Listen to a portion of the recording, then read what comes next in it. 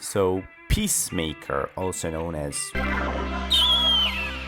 recently been cooking diabolically. A lot of people saying DC now is like a dad with a box of milk in a doorstep. He's back. I've been asking myself, how did James Gunn take a no-name goofy hero and bring him all the way to the top, where he levitates on same height, even higher than new Superman movie actually. You might say Superman was also directed by James Gunn, therefore its success was inevitable, but let's not forget the two things. Superman already was a trump card of DC Universe, one of the most recognizable superhero in the world. Even my grandma knew who the damn Superman is. Even she's dead though. But Peacemaker is a whole another story, bro. No one got idea who the hell is that goofball. My skills? That's right. What sort of skills would you bring to the Justice Gang? Besides blowing dudes. Shut up, guy. I'm considered the finest marksman in the world.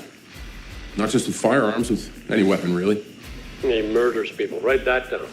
Where? I am also proficient in hand-to-hand combat. Volatile tendencies? Guy, chill out. I got it handled.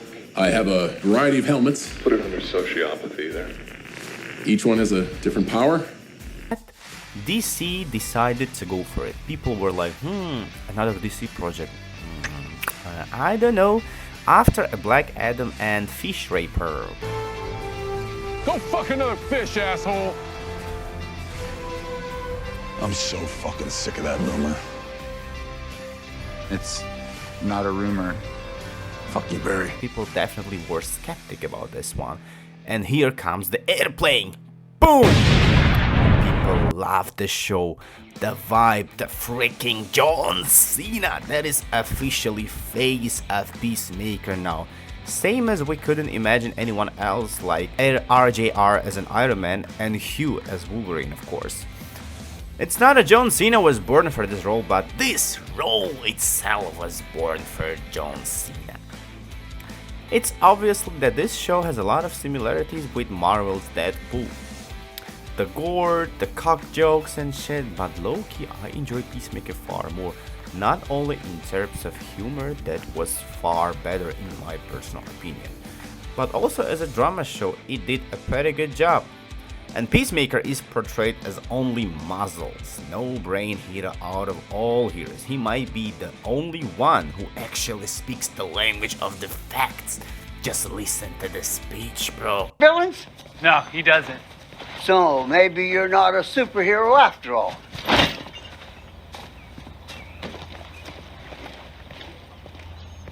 You wanna know why I don't have a coterie of supervillains? Why? My coterie of supervillains is 6 feet fucking under. There, you see, Batman doesn't kill people. Because he's a pussy! He's a dark creature of the night. He's a jackass!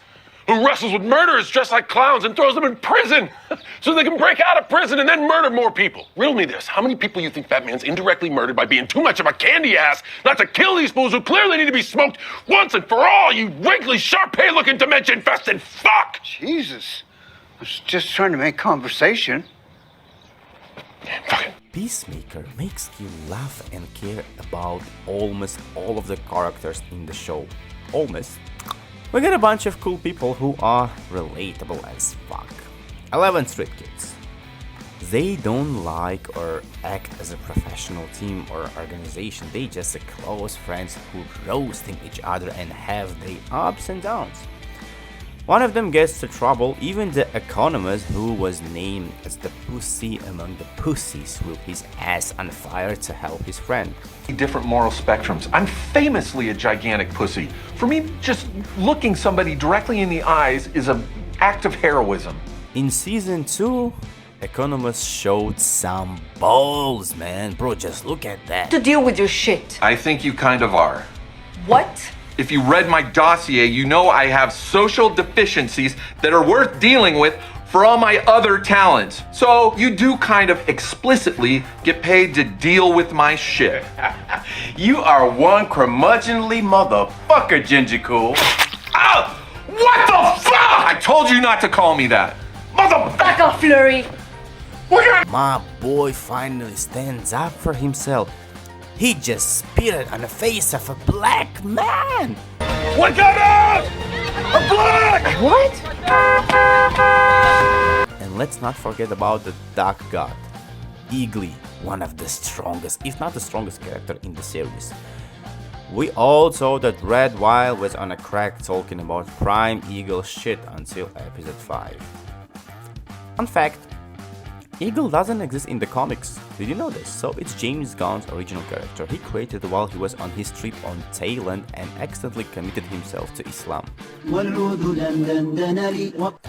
Well, that might not be true, but you're not going to check it anyways. So if you ever wonder what happened to the kick-ass, he finally stopped hanging around the minor teenage girls and decided to find a new bestie made of pure testosterone. We also get to know his beloved mother and the strong bond they have between each other. Stop, Mom, would you please fuck off? Go! I told Mom, Adrian. stop! It's a new era. People have the pornography on their phones Please now. fuck off! They can't. I'm sorry, Anne. Oh, it's okay. You can call me Lee. My wife calls me Lee. Well, I guess if you guys give each other cunnilingus, then you can call her Lee. Great, now have you guys eating each other's pussies in my head? This is a miracle. Your mother, and you need to treat her better. Fuck her. Really? That video wouldn't exist if I talked to my mom like that, because I myself would be wiped out of existence by my dad. Reliable sidekick who is always there to spare an extra hand or two. Tell him there's nothing to get. Hey! Adrian! What the fuck? What are you doing? Adrian! Got him! Vigilante is like one of those friends who always letting his mouth work before his brain does. So he just says whatever the craziest shit comes to his mind, and that's cool. Vigilante works as a goofy, nerdy character who is able to massacre a small town by himself. Emilia Hardcore. Harcourt, not hardcore. Or Hardcore. There are issues this season. Honestly, I think that her development could be something more than just accepting what happened on that fucking boat. It took her 8 eps, by the way. Nevertheless, Hardcore also had her own arc where she was dealing with a get job depression shit. Well, she could at least apply for a teaching position. Mr. Breyer? Miss Johnson! Or maybe not. We got a judo master who was working for Argus cause they have a cool van that could carry all of his Cheetos. Bruh, that's a lot of Cheetos for 4 feet judo master. I guess it's for 1 year. At the end he plays the Uno card and joins the 11th Street Kids. Now we have half more persons to the team. Daddy Rick Flag with his personal vendetta for Peacemaker. Funny how he calls a Peacemaker a piece of shit while sending his whole crew on a deadly mission to discover parallel universes where almost all of them got brutally murdered, bro. Like, Peacemaker was raised by a Nazi father who forced him to fight with his young brother, which leads to killing him. And he was the slave of his interpretation of peace and protecting it with all costs, even killing children. And then when he killed Rick Jr., it was obvious on his face. He didn't want to do that to happen. And he realized his mistakes and how he never listened to his real self but others. He felt awful for his mistakes and came to his redemption arc. But Rick Flag is clearly rational and calm-mindedly. He sends his people to death, then fucking celebrates right after. Well, by simple equation, 2 + 2 is equal to Rick Flag is a true piece of shit. Cyborg baddie, goddamn, she probably runs on a Linux. Cause it took quite long to figure out Rick is a dickhead, who is exploiting her charge boards and his own people. To be honest, I never liked the multi-universe shit. It's like, oh, we are out of ideas, let's just create another fucking universe with same characters and plot. So what do we have a pretty solid season that still has a lot of questions that needs to be answered. That was a solid season, except it would be way better if John Cena finally showed himself, because we didn't saw him for 8 episodes. And one more time, James Gunn proved himself. He got an amazing skills in combining action, comedy and drama. And the soundtrack, bro, listen to this music, god damn. Julian, it's a hungry world, they're gonna eat you alive. You are some of my biggest fans, supporting me when others turn their backs. I just wanted to personally say thank you.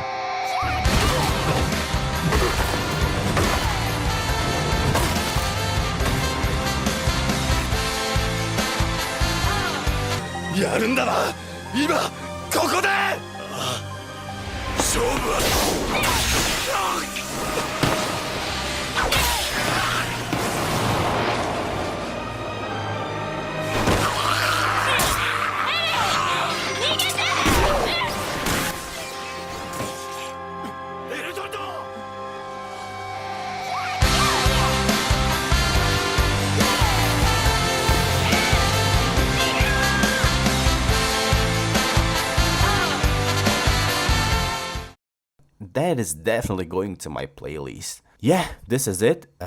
Thank you for watching and peace to you all. See you in the next video.